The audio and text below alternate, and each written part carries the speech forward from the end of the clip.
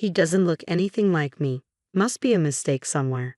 Maybe he's not even my son, Andy remarked, openly favoring his good-looking and intelligent son over his daughter, Crystal. He told me, our daughter should get a job as soon as she finishes middle school and destroy the stuff we bought for her high school entrance. I couldn't take it anymore. I packed up and left, taking both kids with me.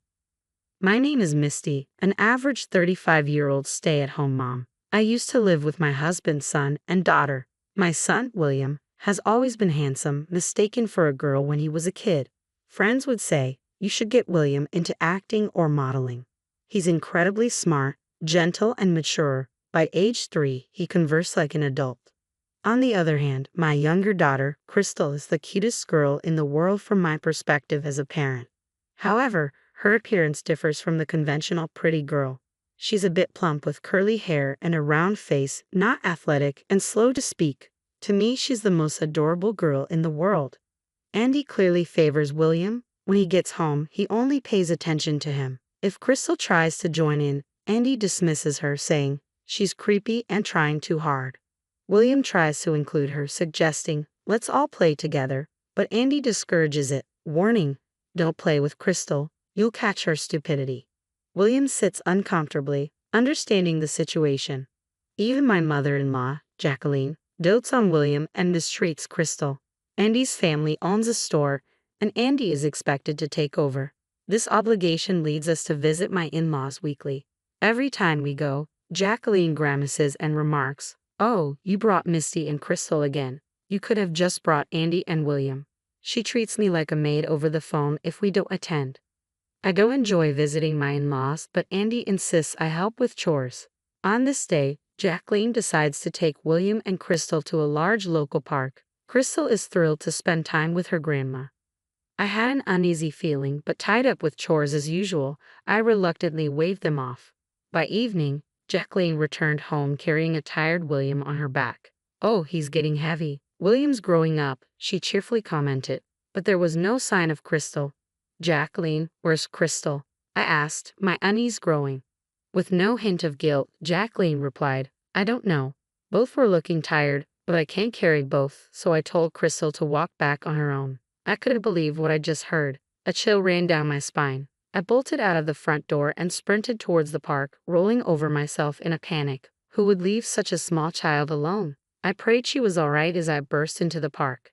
Mom? The moment I heard that cry, Crystal leaped into my arms. I felt the tension drain out of me. A police officer was standing nearby.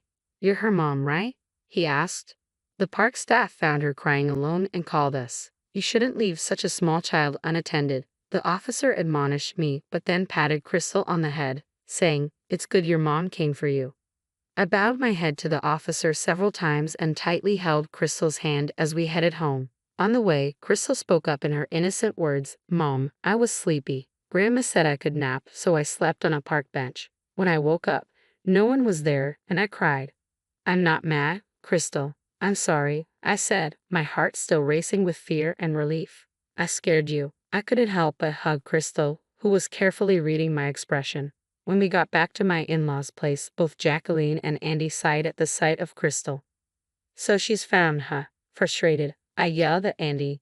Do you even care what happens to your own child? Andy wasn't ashamed. He fired back with something shocking. I don't care what happens to her. She's ugly and not smart. She doesn't look like me at all. You probably had her with another man and are making me raise her. But that's not going to happen. Upon hearing this, Jacqueline also chimed in. It would have been fine if she hadn't been found. Who knows where she came from? I've never cheated. Crystal is absolutely your child. Do you have any evidence of me cheating? I protested, but all they did was mock me. From that point on, my daughter and I never went back to my in-laws' house. No matter how much Andy scolded us or how many sarcastic comments Jacqueline made over the phone, I endured it all to protect Crystal. William had noticed how poorly Andy and Jacqueline were treating us. Grandma would get mad if I also stayed home. I'm okay going alone. You and Crystal don't have to worry, William said as he gently stroked Crystal's head. Although I felt guilty toward William, we stayed home.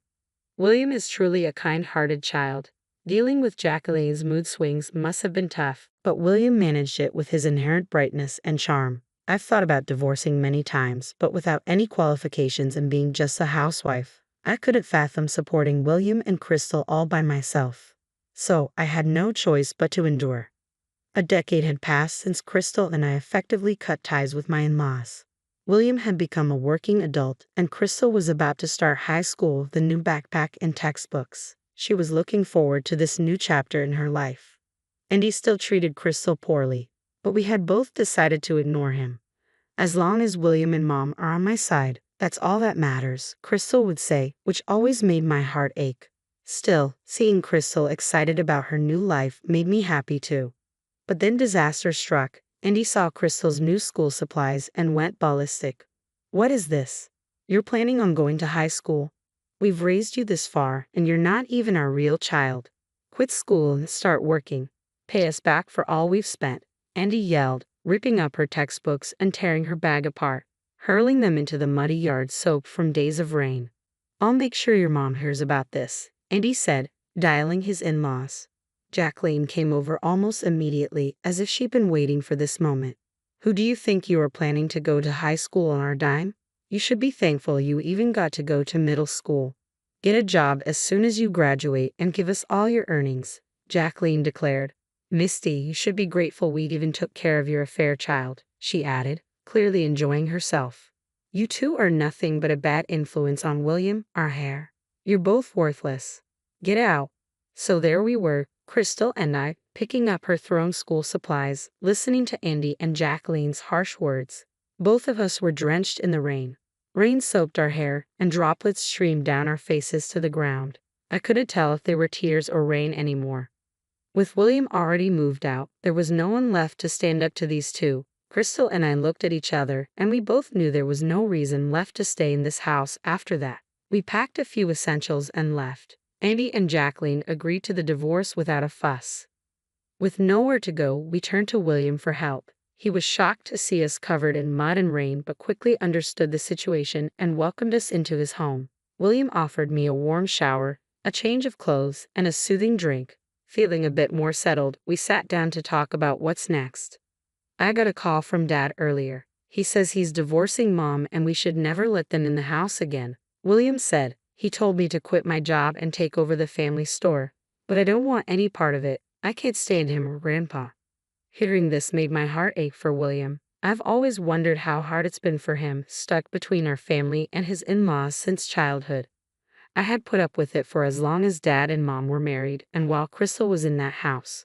But that's not the case anymore, is it? William grinned mischievously. How about changing schools, Crystal? I'm being transferred to another state. We can all move there and keep it a secret from Dad and Grandma. I hope their store goes under. Upon hearing William's enthusiastic proposal, Crystal exclaimed, I'm definitely in. I've always relied on William, so it made me feel guilty, but I decided to go along with it because it seemed like the best course of action. Everything fell into place smoothly after that. A few weeks later, we were settling into our new lives in a new place. What Andy and Jacqueline don't know is that Crystal is actually brilliant.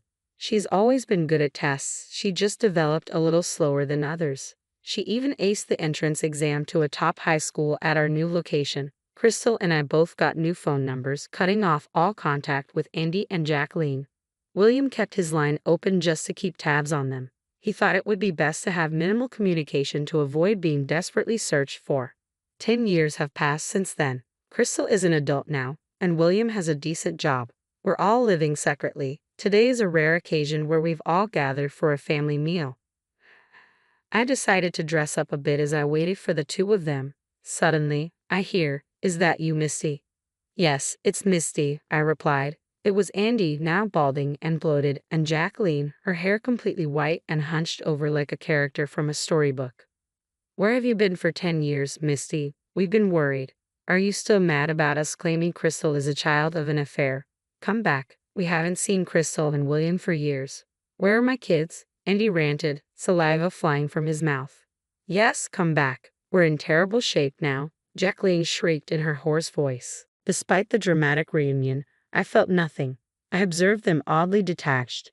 Mom, what's going on? I heard a voice behind me. I turned to see a sharply dressed young man and a lovely young woman in a cute dress pointing at Andy and Jacqueline.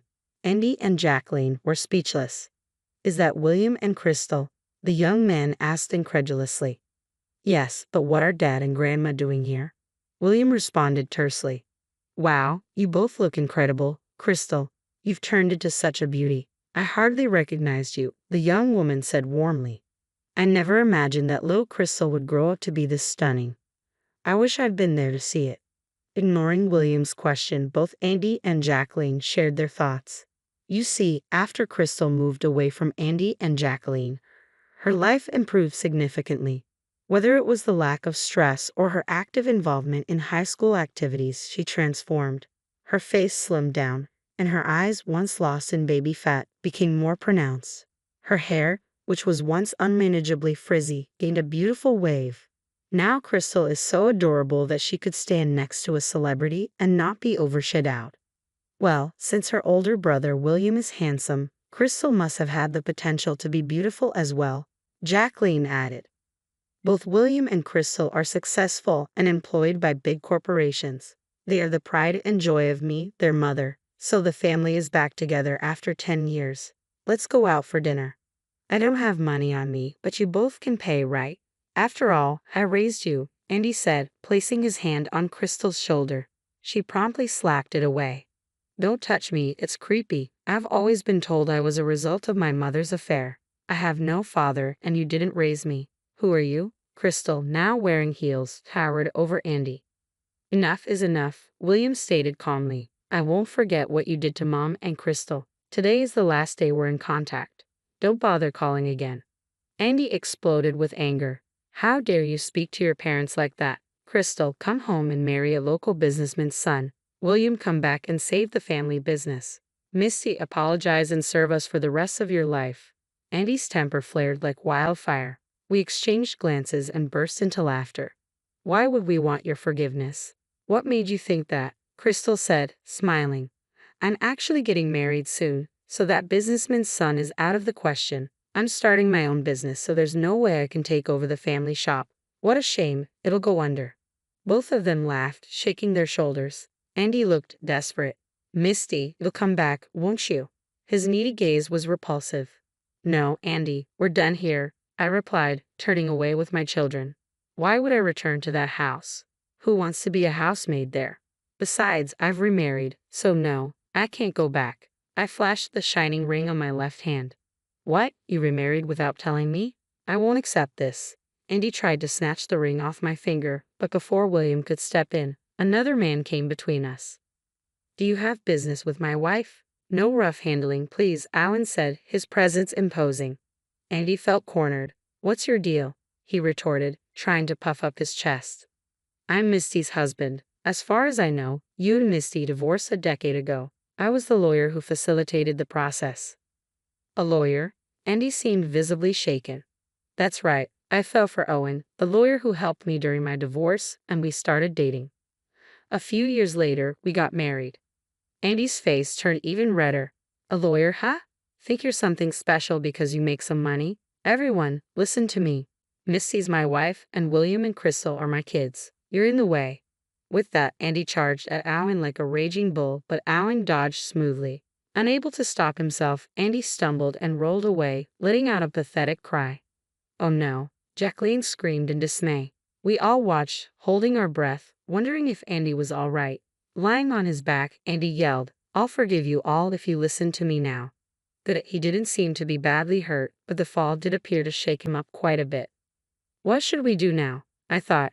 Owen reassured me, I've called an ambulance. It'll be all right. Let's leave the rest to them. Crystal was fuming. You're too kind. You should have just left him. Even her angry face was adorable. Hey, our dinner reservation is soon. Let's get going, or we'll be late, William reminded us. Yes, today was a special family dinner day. With a reassuring embrace from Owen, we left. We could hear Andy and Jacqueline's verbal abuse behind us, but nothing scared us now. Months later, we heard that Andy's struggling business finally went under. Owen had gotten the news from a real estate contact. For 10 years after we left, Andy had kept things afloat surprisingly. Now, Andy was blaming the fall for not being able to work, leaving Jacqueline to handle both the house and work, struggling to pay off debts. Hearing this, I couldn't help but marvel at how karma works. What goes around comes around. On a sunny Sunday afternoon, I was trying on a dress for Crystal's wedding. That looks great on you. I wonder which one I should wear. To think I'd see the day I'd attend as Crystal's father, it feels like a dream. I turned around and there was Owen, holding two tuxedos in his hands, smiling shyly.